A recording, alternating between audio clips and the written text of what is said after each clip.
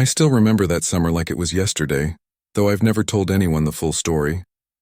I was 16, just finishing my sophomore year of high school, and our suburban neighborhood had that perfect, almost unreal quiet that made it feel safe even at night. My parents were out of town for a weekend, visiting my aunt several towns over, which was rare. They were the type of people who didn't leave the house unless it was absolutely necessary, always monitoring every corner, every light switch, every inch of our yard. So when they finally left, I felt like I had been handed some kind of freedom I didn't know how to handle. I invited my best friend Chris over. He was a little older, 18, and his rebellious streak made every moment with him feel dangerous and exciting. That night we spent hours in the pool, drinking soda, listening to music from my Bluetooth speaker, and daring each other to do stupid, harmless things, like climbing the old oak tree in my backyard or jumping off the roof into the shallow end. That was the kind of adolescent thrill that makes you feel invincible. I was completely unaware of how quickly the illusion of safety would crumble. Around midnight, I noticed the street was eerily quiet. Usually, you could hear a dog barking 2 streets over, or the faint hum of a neighbor's television. But that night, it was dead silent. I shrugged it off, telling myself I was imagining things, maybe spooked by the way the moonlight cast shadows over the pool. Chris went inside to grab another soda, leaving me alone on the patio, my legs dangling into the water. That's when I first saw it, a figure standing just beyond the fence line in our backyard. I froze. At first I thought it was a neighbor, maybe their kid walking their dog. But something was off. The figure didn't move, didn't breathe in any way I could detect, just stood. I squinted, trying to make out details, but the darkness swallowed him. He was too tall, too still. My gut turned cold. "Chris," I whispered, shaking my friend by the shoulder. "There's someone back there." He laughed, waving a hand dismissively. "Dude, it's probably your shadow playing tricks. Chill." But I didn't feel like I was imagining things. There was an undeniable tension in the air, the kind that presses on your chest and makes it hard to breathe.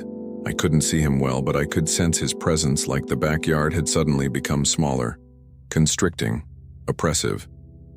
Chris finally leaned over the edge of the pool, squinting. "Okay, yeah, that's weird," he admitted, his voice dropping. "Do you think it's a prank? Some kid trying to scare us?" I nodded, though the words didn't convince me. We turned the patio lights on, flooding the backyard with a harsh yellow glow, hoping it would reveal something tangible. Nothing. The figure was gone. I told myself he had retreated and that maybe it had been some stray cat or raccoon. But my heart wasn't convinced. We tried to go back to joking and splashing around in the water, but I couldn't shake the feeling that we were being watched. Every rustle of leaves, every shift of shadows against the fence felt deliberate. By 1:30 a.m., we decided to call it a night. Chris went home and I locked the sliding glass doors, double-checked every window, and went upstairs to my bedroom. The first night passed without incident, though sleep was elusive. Every sound, the distant hoot of an owl, the squeak of the old ceiling fan, made me jump. I chalked it up to nerves.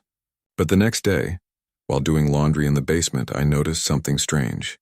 The backyard gate latch, which I distinctly remembered locking the night before, was slightly open.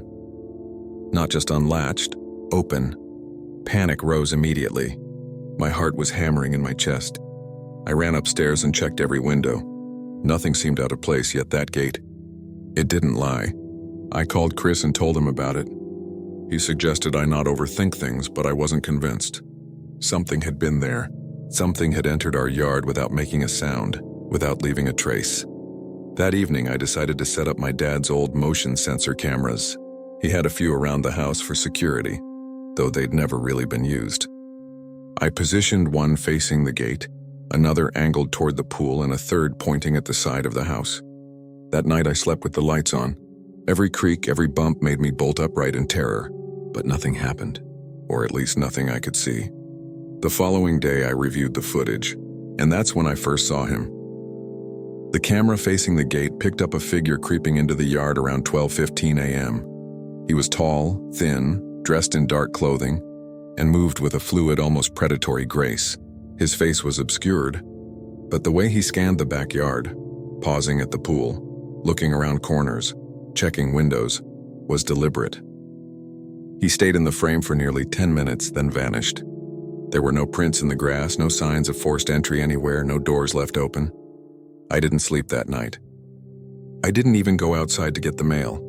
I was terrified of the idea that someone had been watching me in my own home, unseen, untouched, completely ghost-like. I didn't tell my parents when they returned.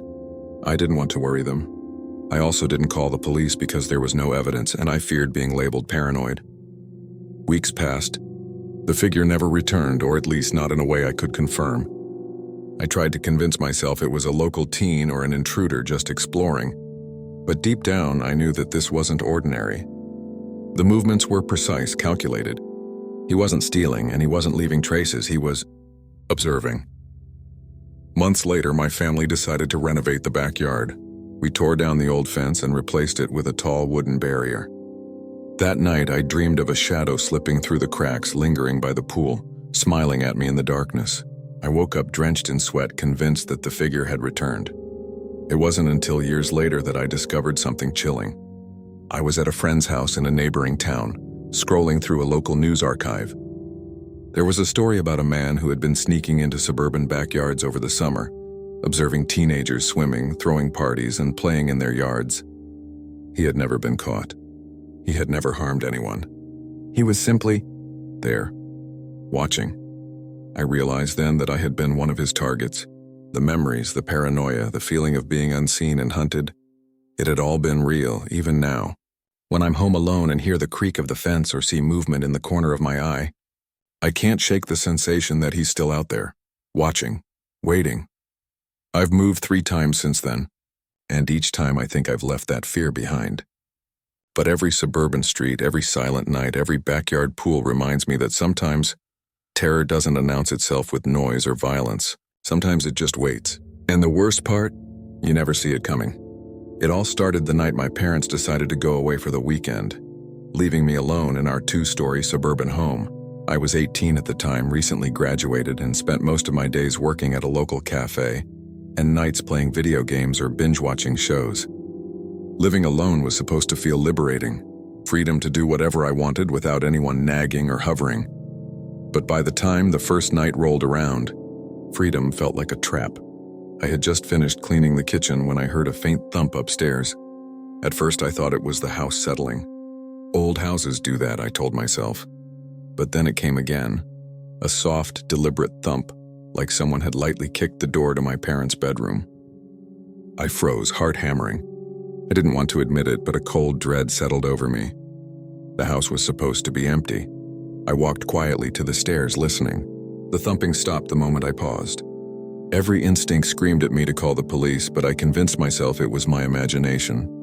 I even laughed softly, trying to calm my racing thoughts.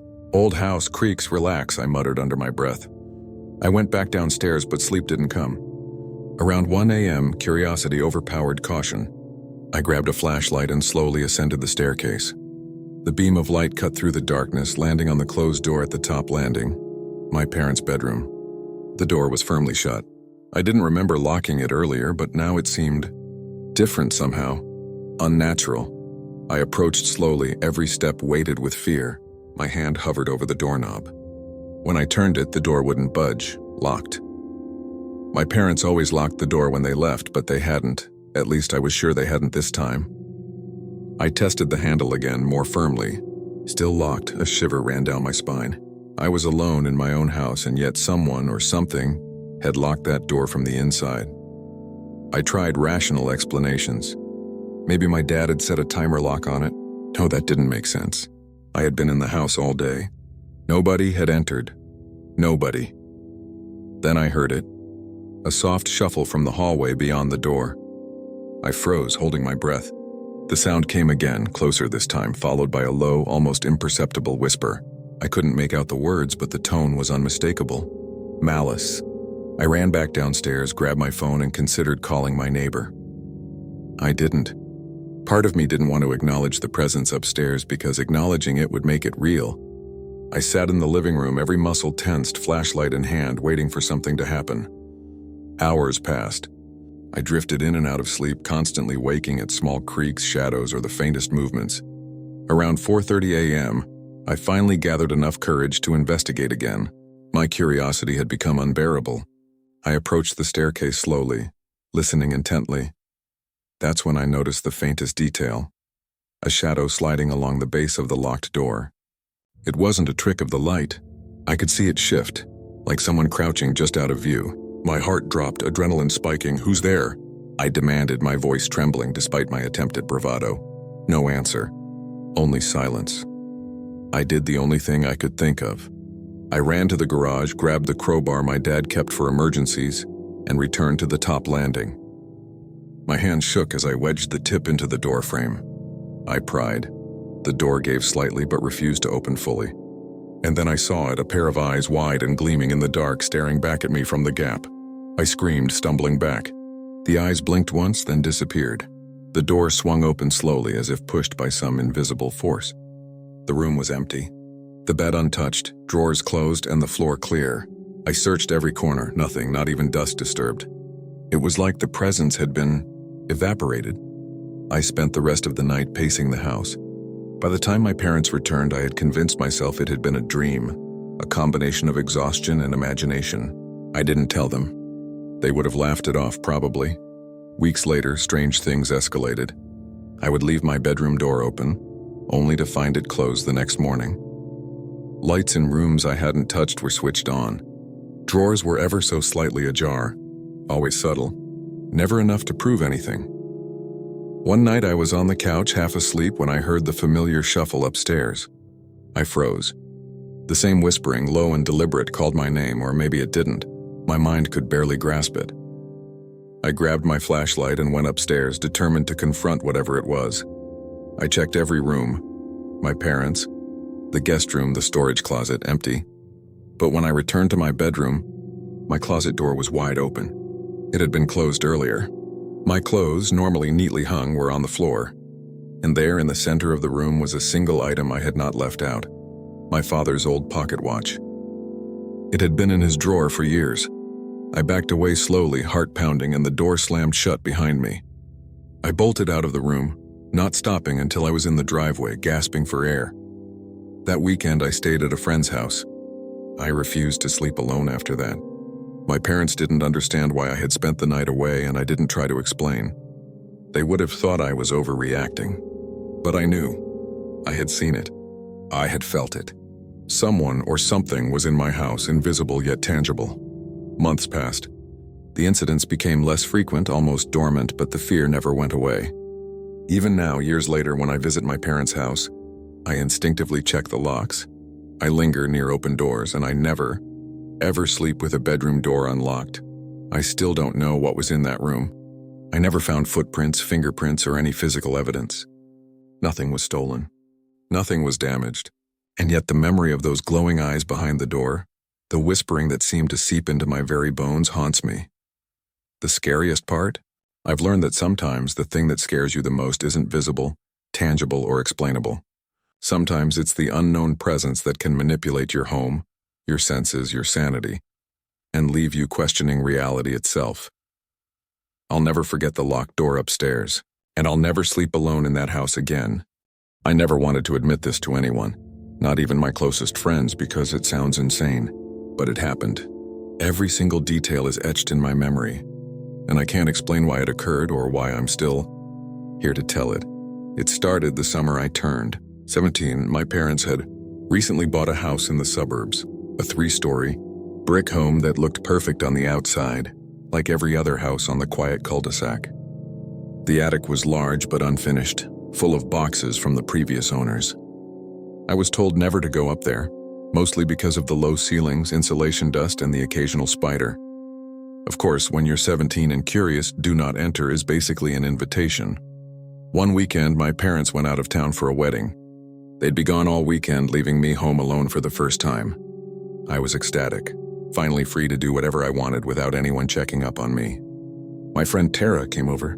We had planned a movie marathon and junk food binge. Nothing dangerous, nothing unusual. At least that's what I thought. The first night was normal. We watched horror movies, ironically, laughed, and stayed up far too late. Around midnight, Tara fell asleep on the couch, exhausted from laughing at my terrible cooking attempts. I went to make myself some tea in the kitchen and heard a faint scratching noise. I froze. It came again, soft, deliberate, coming from above, the attic. I tried to ignore it. Old houses make noises. Insulation shifts. Mice scurry, right? But the sound persisted, scratching like nails dragging slowly across wood. My pulse quickened. I called Tara softly. She mumbled something in her sleep. I took a deep breath and decided to investigate. The attic stairs were tucked behind a door in the hallway. I hesitated, hand on the knob, flashlight in the other. I told myself I was being paranoid. But as soon as I opened the door, I felt it. The air changed. Cold, heavy, and unnatural. The attic stairs creaked loudly as I ascended, each step echoing. At the top, I shined my flashlight across the attic. Boxes stacked haphazardly. Old furniture wrapped in sheets. Dust floating in the flashlight beam like tiny specters. Nothing moved. Nothing should have moved. And yet the scratching continued, coming from the far corner. I approached slowly, heart hammering. The beam of light fell on an old trunk. Its surface was scratched deeply, as if clawed by something with sharp nails. The scratching stopped the moment I pointed the light at it. My rational mind screamed that I was imagining things, but every fiber of my being told me otherwise. I opened the trunk cautiously. Empty. Nothing inside. But as I turned away, a movement caught my eye. Small at the far wall near the insulation. Two small points of light gleamed in the dark. Eyes, watching. I froze. My flashlight wavered in my trembling hands. The eyes didn't blink, didn't move, didn't disappear. They just stared. I stumbled backward, almost falling down the stairs. The attic seemed to grow darker, colder, oppressive in a way that no attic should ever feel. I ran downstairs and bolted the door behind me. My rational mind told me I had imagined it. Perhaps a reflection of the flashlight, or a raccoon, or some old family pet I'd never known about. But the unease settled in my stomach like a stone. That night I couldn't sleep. I lay on the couch, blanket over my head, straining to hear anything unusual. And then I did. Footsteps. Not the normal creak of the floorboards, but soft, measured footsteps moving slowly across the upstairs floor. They stopped directly above me. I couldn't breathe. I grabbed my phone and called Tara, shaking. She answered groggily. "Tara, wake up. Something's upstairs." "What? Are you kidding?" "It's just the house settling. Don't be dramatic," she mumbled. "I'm not kidding," I whispered urgently. "Go back to sleep, lock the doors, just don't go upstairs." She complied, thankfully, but I could still hear the soft movements above me, then silence. I waited until morning. When my parents returned, I tried to tell them what happened. They laughed it off. "Old houses, honey. Mice, raccoons, nothing else." But I knew better. Weeks later, the incidents escalated. Small things. Boxes moved, objects disappeared, shadows flickered across my room at night. Always subtle, always unnerving. And always the eyes. I started seeing them occasionally, glowing faintly, always in corners or near the attic stairs. One night, curiosity overcame fear. I grabbed my flashlight and headed to the attic again. I ascended the stairs slowly, every nerve on fire. The attic was silent. Too silent. I shined my light across the room. And there they were. Dozens of small, glowing eyes scattered across the far wall. They blinked in unison. I screamed, stumbling backward, dropping the flashlight. It clattered across the floor, casting erratic shadows. The eyes seemed to move closer. I bolted down the stairs, slamming the attic door shut. The next morning, I noticed scratches on the door. Fresh. Deep, claw-like marks. From that point on, I never went near the attic alone. Sometimes at night I would hear soft scratching, almost like nails on wood, accompanied by faint whispering. I couldn't understand the words, but the tone was clear. Watching, waiting. Years later, I returned to that house to pack up my things after my parents moved. The attic was empty now, but I noticed something disturbing. The back wall near the corner where I had first seen the eyes was warped, as if something had been pressing against it from the inside. I pressed my hand against the wall, nothing. But I could feel it, a faint vibration, almost like a heartbeat. I left that house and never returned. Even now, living elsewhere, I have recurring dreams. I'm back in that attic, flashlight trembling in my hand, and those eyes are everywhere. Hundreds of them glowing, staring, never blinking, always patient. Always waiting. I can't explain it. I can't rationalize it. I don't want to. And I hope to God that I never have to experience anything like that again. Because some things aren't just intrusions. Some things don't leave. They watch, they wait, and they never forgive.